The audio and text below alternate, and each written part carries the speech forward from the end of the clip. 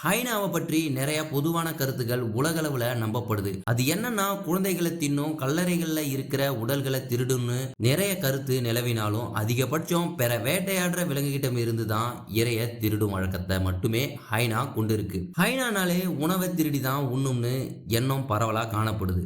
ஆனா ஹைனா தனித்துவமா வேட்டையாடும் குணம் கொண்டது. முக்கியமா தன்னோட உணவுல 60% தானே வேட்டையாடி உண்ணும். 60 கிலோமீட்டர் பர் அவர் வேகம் ஓடும் திறன் கொண்டது. தன்னோட உருவத்திற்கு ஏற்ற பிற விலங்குகளை எளிமையா வேட்டையாடும். சில சமயத்துல கூட்டமா இருக்கும். இது எருமை, ஒட்டகச்சிவிங்கி போன்ற உருவத்துல பெரிய விலங்குகளையும் வேட்டையாடி வீழ்த்தும். ஸ்பாட்டட் ஹைனா காட்டுல 20 வயசு வர உயிர் வாழும் தன்மை கொண்டது. இதோட மண்டையோடு வளர 35 மாசம் வர ஆகும். இந்த உலகில நீண்ட ஆயுள் வாழ்ந்த ஹைனாவோட வயது 41. ஓநாய் மற்றும் சிங்கங்கள் எப்பவுமே கூட்டமா வாழும். ஹைனாவும் கூட்டமா இருக்கும்போது சக்தி வாய்ந்தவையா தான் இருக்கும்.